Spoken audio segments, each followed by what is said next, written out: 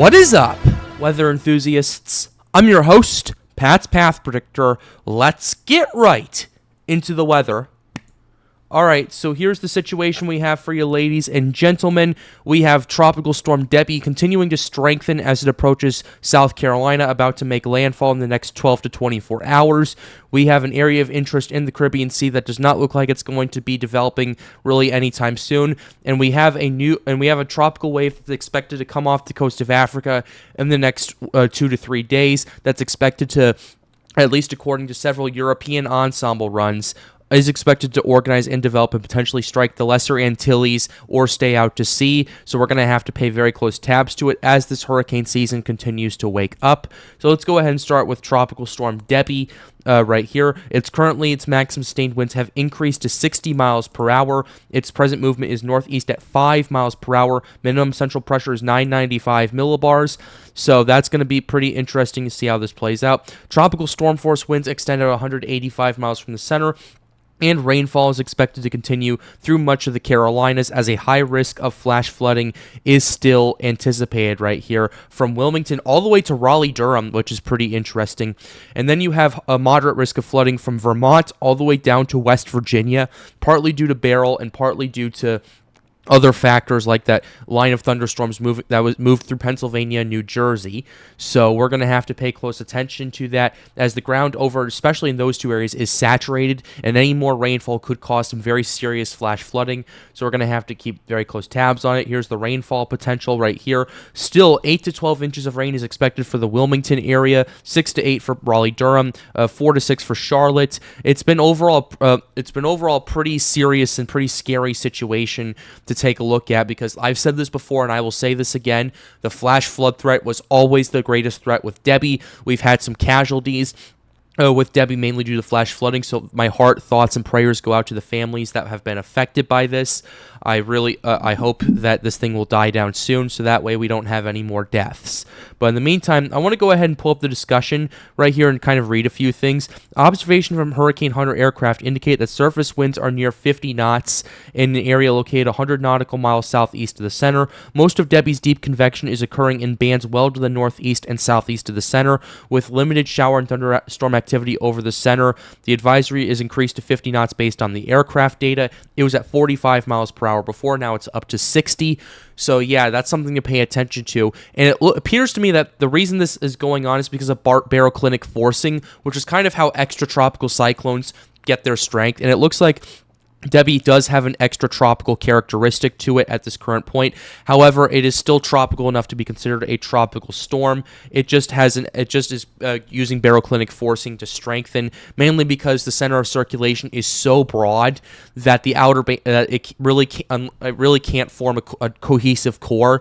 And that's the main reason for this, and the outer bands continue to be the greatest threat with this. Given that some of the strongest winds are occurring well to the southeast of the center, Debbie lacks a well-defined inner core, which indicates that significant reintensification is not likely.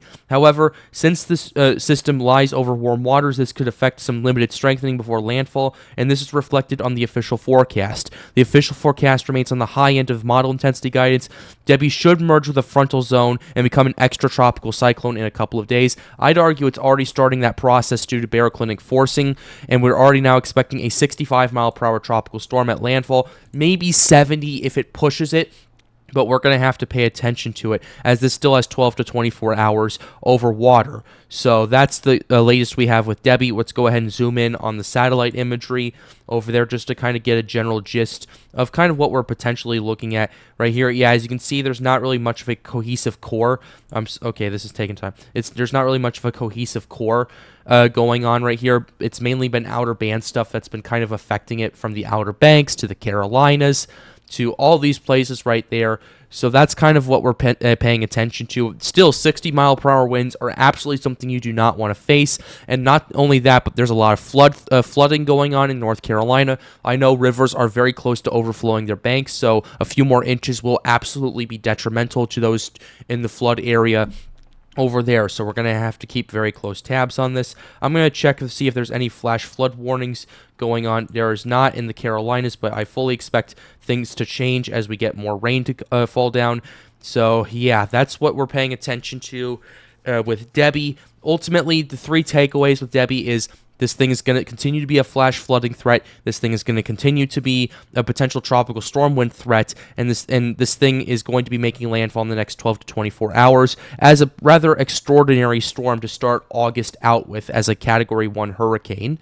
So that's what we're paying attention to right here. Another thing we're keeping an eye on is this area of interest, which, like I said at the beginning of this video, I do not expect this to develop anymore, mainly because the outflow of Debbie is causing so much shear in the Caribbean Sea that this thing it's tearing all the convection apart. And this is kind of reflected on the latest NHC update. Disorganized showers and thunderstorms located over the southwestern Caribbean Sea are associated with a tropical wave. The northern portion of the wave could reach the southwestern Gulf of Mexico by the weekend. However, any development of the system should be slow to occur. 10% chance of formation in the next 7 days. So that's what we're paying attention to, and that's ultimately what we're looking at. So, yeah, but that's not the main wave I am paying attention to. And we can go ahead and go to the eastern Atlantic with this one. This monster wave right here is what we're paying attention to with what the European has been talking about. This monster wave is going to be coming off the coast of Africa in the next 36 to 48 hours. Right now, it's over Mali. Right now, it's south of Mali. It's expected to move over Senegal, move over all these countries over here in Western Africa, and then it's expected to enter the Atlantic. Convection is expected to die down, but it is then going to merge with some convection in the intertropical convergent zone. So that's what we're paying attention to in that regards. This tropical wave, the European ensembles have been screaming that this thing could be potentially developing, and we can go ahead and show you some of the ensemble runs. Let's go ahead and start with the 12Z from yesterday, just to kind of give you some context in this regard. Here's the 12Z models from what we were seeing before, 12Z ensembles right here. Let's go ahead and go to the forecast models. I want to see when they're expecting this thing to start developing. Okay, they're having this thing starting to develop about between 6 and 7 days so far. We've been seeing this very consistently for the last several cycles. Right here, we've been seeing it for the last few days that the European has been calling for this, and we have a lot of ensemble agreement with this. Let's go ahead and zoom in on this. We have a good 30, I'd say, ensemble runs out of 51 that are indicating tropical development, and kind of the area it will make landfall will depend on how strong it is. It's going to depend on where this thing develops as well, because some ensembles have this thing making landfall in the Lesser Antilles, then Puerto Rico, then potentially the Dominican Republic and Cuba, and then moving out to sea as the Bermuda high starts to weaken and the Azores high takes over. So that's what we're looking at right here. Let's go ahead and show you the 0Z updates. We've seen more ensemble runs happen, and a lot more of them are pushing further to the west towards the Lesser Antilles, especially the Leeward Islands and Puerto Rico, more heading towards the Dominican Republic and Cuba, and potentially even the Bahamas before it starts to turn out to sea. So this could potentially be a big threat in the long term. So that's ultimately some things that we need to consider. And that's ultimately some things we need to take a look at in terms of conditions, in terms of if this is going to happen, in terms of if this is not going to happen, and in terms of if the operational models are picking up on this. Because Europeans been pretty consistent on it, but let's go ahead and see what the GFS ensembles are calling for. The GFS is actually starting to pick up on it a little bit, which is pretty interesting, because once you see such a huge clunk, like not clunk, huge chunk of ensembles with one of the models calling for development, you start to see some other them going, hey, we're starting to notice this too. We should probably be paying attention to this. And then that's kind of how we're seeing it in that regard. Canadian, I don't think this has the ensembles right there. I can go ahead and show you the Canadian ensembles right here just to get an idea of this. So this is the 0Z Canadian, also showing some ensembles of tropical development. So this is stuff we're going to have to keep very close tabs on. So that's what we're looking at with the ensemble runs. That's what we're looking at with Debbie, the area of interest. Let's go ahead and show you some of the conditions that all three of these areas are going to be under, just to give you a general gist of what we're paying attention to. Starting with global sea surface temperatures, waters across a lot of these areas, the Gulf Stream, first of all, is around 29 degrees Celsius where Debbie is. It's expected to move through South Carolina. It could use that warm water to strengthen up to 65 to 70 miles per hour, as we mentioned previous. However, it doesn't look like it's going to be strengthening anything more than that because of the lack of a cohesive core. However, one thing I'm paying attention to now, and now that this thing is highlighting it, is the Gulf of Mexico. Off the coast of Louisiana, we are seeing a more widespread area of 32 plus degrees Celsius of water. Granted, a lot of this is very shallow water because it's the continental shelf. However, the fact that we're seeing a more widespread version instead of a few isolated spots of 32 degrees Celsius on August 7th is very concerning, to say the very least. Not to mention, we're seeing a lot of areas at 31 degrees Celsius across much of the Gulf of Mexico. The waters did cool down slightly off the coast of Florida due to Debbie. However, it's expected to ramp back up and it's expected to warm back up again as a lot of areas in the Caribbean are starting to as well, where we could see a potential where a lot of the Caribbean Sea gets up to 30 plus degrees Celsius. That happened last year. I have it in full authority that's going to happen again. That surge that happens in the Caribbean usually starts around the first to second week of August, and then it ends around the second to third week of September. Because yes, the waters in the Atlantic as a whole start to cool down after early September. However, it starts kind of more in the northern part of the Atlantic and then works its way down south, while the tropics still definitely warm up due to the North Atlantic current, due to the sun being north of the hemisphere until September 23rd. So that's kind of what we're paying attention to. And we can also show you the climate reanalyzer, where, as you can see right here, we did see a dip of the sea surface temperatures for a couple of days, but they have since rebounded to about 24.9 degrees Celsius, which is also almost 77 degrees Fahrenheit. And this isn't just for the tropics. This is for the entire Atlantic from 0 to 60 degrees north. It's very close to where it was in 2023, and I fully expect it to either meet that, stay just about 0.1 degrees below that, or beat that. So that's what we're paying attention to in those regards. And those waters, as well as some of the other conditions, kind of contribute to what Colorado State University put out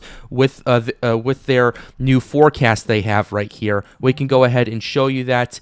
Right here. Here's their latest right here from Colorado State. They are now advocating for 23 named storms, 12 hurricanes, and 6 majors. So ultimately, the one thing that has gone down is named storms. It went from 25 to 23. So that would normally mean that is some good news. However, one thing I'm paying attention to with the CSU forecast is the accumulative cyclonic energy, or ACE, is still at around 230 based off of that. So what that is telling me is that on average, each named storm is going to have about 10 ACE. And to me, in my opinion, this looks to me like it's going to be more of a quality than over quantity type of storm. You're definitely going to see a massive quantity. I said from the very beginning, we're going to see at least 20 named storms. However, I do think these storms are going to last longer and be more powerful than what we've seen in years past. This thing is not going to be like 2020, where we had 30 named storms and a lot of hurricanes, a lot of majors that kind of formed out of pretty much nowhere. We're going to see a lot of long-tracked hurricanes, and a lot of that is going to push towards land as the ACE expected to approach the Lesser Antilles west is still at 140. That's some really bad news, and that is double what the average typically is for the accumulative cyclonic energy. So that ultimately means that could mean more landfalls west of there, like we saw with Beryl and Debbie. That could mean more hurricanes start to organize and develop in the Caribbean Sea and Gulf of Mexico, which would absolutely be really bad. And it could mean that these could be stronger systems, even though they're pretty short-lived. So that's what we're paying attention to with the Colorado State University forecast. So that's what we're looking at right here. And we still have 12 hurricanes and 6 major hurricanes, which has not changed a bit. It was at 12 and 6 when it was at 25 named storms. Now we're at 12 and 6 with 23.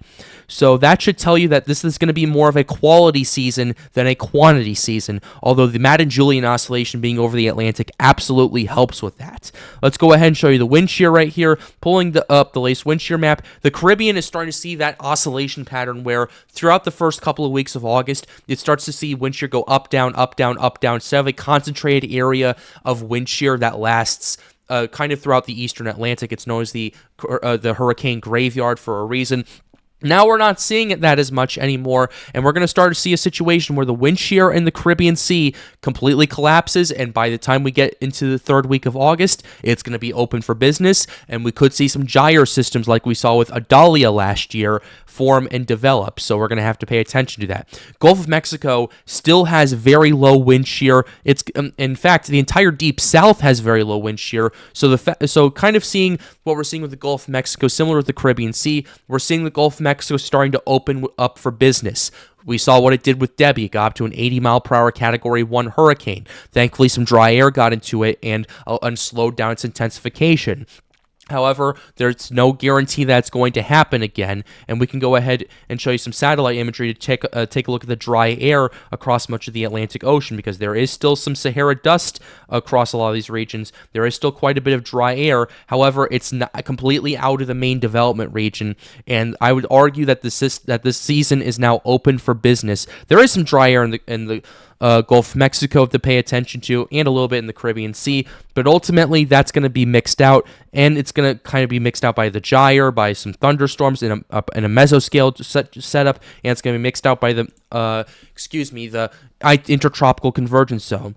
Because if we show you the true color, yeah, there is some Sahara dust moving through, but it's not nearly as much as it was at this point last year, and a lot of it's getting pushed up to Europe. Yeah, there's going to be some Sahara dust that moves through August. However, I would say that pretty much in the next couple of weeks, that Sahara dust area is going to get cut off, and it's going to ultimately allow for this thing to really ramp up, because we're already opening up for business, but we could see, I'd say, starting in the second to third week of August, boom, boom, boom, boom, boom types of storms where we see one tropical wave after another tropical wave after another tropical wave organize and develop. So that's what we're paying attention to.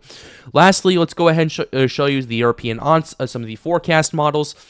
Very quickly, just to kind of give you an understanding of what I would expect in terms of development, because the European ensembles are really highlighting and screaming about this development. I checked their European climate model as well, and we're already up to about a 40% chance of development in the next 7 days over in this part of the Atlantic near the Antilles. So let's go ahead and start with the European operational model, since the ensembles kind of match with that, and we'll go ahead and see what we're looking at Atlantic-wide. Yeah, you're going to have Debbie making landfall in South Carolina and causing a lot of flooding and doing all that stuff right there.